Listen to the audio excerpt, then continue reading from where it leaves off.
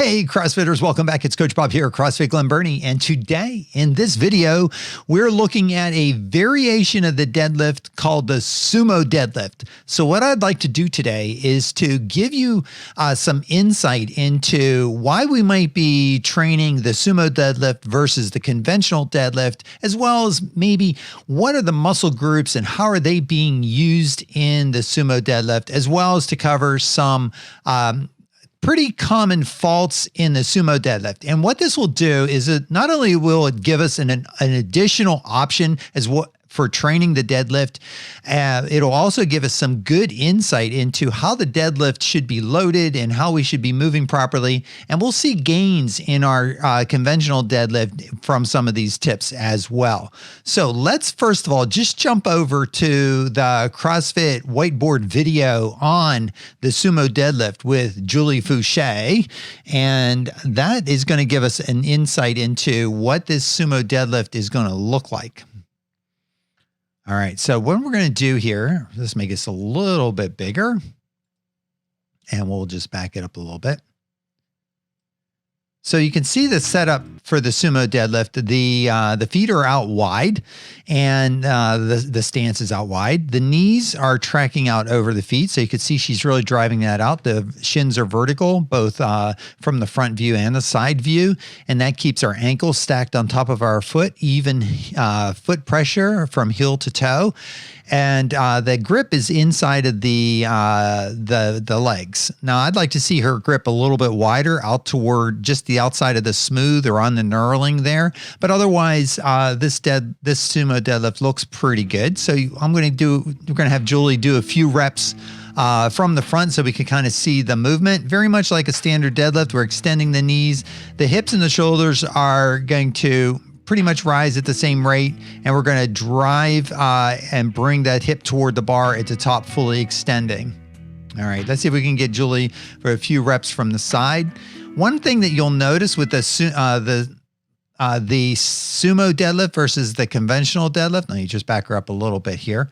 So now with the bar on the ground, is that the torso is going to be a lot more vertical than it's going to be with the conventional deadlift. The conventional deadlift, we would have Julie's hips a little bit higher and she's going to be over the bar more. And that's going to have implications on what muscle groups are being trained more than the others and so on. So with this more vertical torso, we're going to have less stress on our lower back and more demand on the hamstrings and glutes and the strength of the hip. Okay, so that's kind of gives you a pretty good hint as to what we're looking for on this. I'd also like to see Julie extend a little faster past the knees. She just seems to be taking her time on this deadlift. I think mostly to kind of go over the mechanics of it and to give us a good idea of how this deadlift is going to work. Now I'm going to switch over to Mark Bell, and he's here with Rogue Fitness demoing a movement demo on the Sumo Deadlift. So we're going to let Mark take over. I'm going to show you guys how to do a Sumo Deadlift. We got the Rogue bar here. You get your foot out to about where the first ring is. Okay?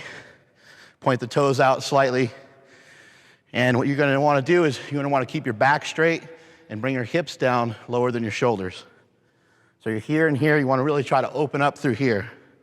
Get your grip. Your hands go inside your legs on a Sumo Deadlift. Get your air.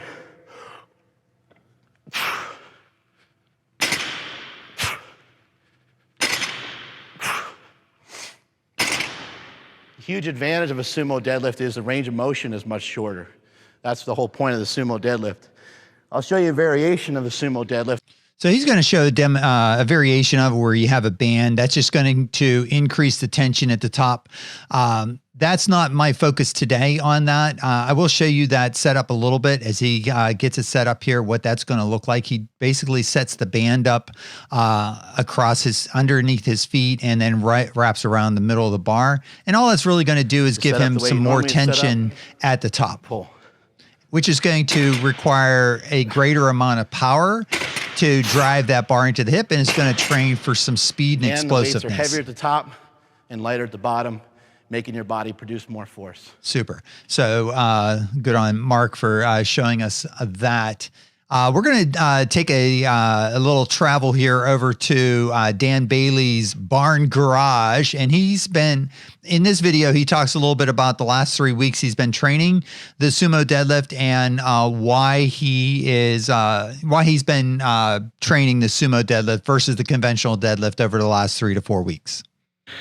And more or less, if you lift one specific movement for more than 3 weeks, typically your body's gonna like hit a stall point or like an adaptation wall, basically, where you have to change something up to make the movement a little more difficult or to change the stimulus. So typically after about 3 weeks, I'll change the movement up. So I'm still pulling from the floor, but I'm using a different muscle group. It's off of a different PR. So the 1 rep max is either lower or higher, so the strain on the body is a little bit different. And the sumo stance is a great example for either the squat or the deadlift. So in the squat, or excuse me, in the deadlift, like we did here today, once you get your feet outside of your shoulder width, like that, you're able to bring your torso up a little bit more upright. And what you're gonna find as you start to pull the bar off the floor is you're gonna have to use a lot more of your glutes and hamstrings than just your spinal erectors or even a little bit of your quads when you're locking out at the top of the deadlift. So I find that my posterior chain gets lit up a whole lot more when I use the wide stance deadlift or sumo deadlift. And it's just a different way to train muscles that you're not using in a conventional deadlift. So if you train sumo, let's say you start at a 300-pound max, you train sumo for 3 weeks, at the end of the 3 weeks, you bump up to 350, 400 pounds, whatever, you make some big PR, I can guarantee you when you go back to the conventional deadlift, you're gonna find some kind of gain or benefit there, even though you haven't been touching that movement for 3 weeks, right? So training different muscle groups, more adaptation or a different adaptation that the body's gonna gain from doing that movement properly. So that's why I train sumo. All right, super. I really appreciate that, Dan, going through some of what he's doing. And, you know, I would basically say the same thing as to why this is, I'm in Dan's garage. I love this background. So the, you know, another, you know, those are the same reasons why I might choose to do a sumo deadlift versus a conventional deadlift in the gym. Mark Bell also talked about the range of motions a little bit different, but you're going to get adaptation in the hips and the hamstrings and the glutes that are going to transfer to your other lifts, and it's going to give you more variation overall. And so a lot of those good things. Now, I do want to point out a common fault with the sumo deadlift, and I believe this can also be a common fault in the conventional deadlift, although it might not be as apparent. So if we can, what I want to do is to highlight this common fault so that if you do train the sumo deadlift, you can be aware of the proper setup. And then that may also translate into a better setup on your conventional deadlift. All right, so what we're going to do is I'm going to switch back to, all right, so the hips, the hip height on the sumo deadlift can be something that we can struggle with a little bit. So we're going to see a couple reps here. No, that's a good stance. Okay. Like Louis says, you don't want a $100 pair of shoes and a 10-cent squat, right? So. So now. Yeah. Down. Hands on the knurling right here. Oh, outside. Yep. Knees out, wedge in. Knees out. Okay, so I'm going to pause it here for a second because this might be the setup, and this demonstrates the movement fault here, or the setup fault.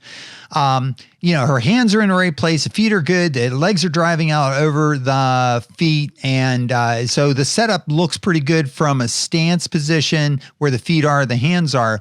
But unfortunately, because her hips are so low at this point, any tension on the hamstrings is really gone, right? So we got to look at where she's going to really be feeling this, and she's probably going to feel it in her quads and various supporting muscles of her hip, not where we want it to be, which is going to be the glutes and the hamstrings. So in this first rep, she has the hips a little bit low as she pulls from the ground. And then Shane's going to give her a couple of movement corrections, and then she's going to do it again. And we're going to see a better overall rep. So let's let her go. Okay. All right. Let's make it easy for you. Put the bar down. All right. Leave your hips. Okay. So wedge in, knees out, knees out, knees out. Bring your hips higher. There. Pull from there. Right Pull, there. fall back. Good. I felt better. Yeah. So do you see, like when she's coming down, all of a sudden the tension lets off. When the tension lets off and the hips come forward, the hips should go back, back, back, stop. The minute they come forward and tension comes off, you know you're in the wrong place. Okay? Yeah, so I want to kind of play that one more time so that you can see the setup on there and then the good rep. Let's see here. We're going to get her right. Okay, there we go. All right, Shane, let's get her set up. All right, leave your hips. Okay, so wedge in, knees out, knees out, knees out. Okay, so this is kind of the setup we saw before. Now here's the magic. Bring your hips higher. There, when she brings the hips higher, that's going to load the glutes and the hamstrings. You're going to feel that tension on that whole posterior chain, the glutes and the hamstrings.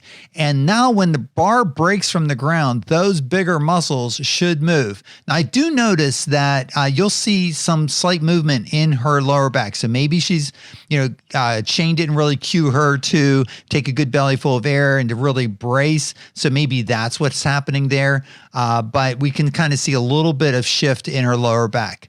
Although, we like this setup better, we do notice that a little bit. Pull from there. Pull.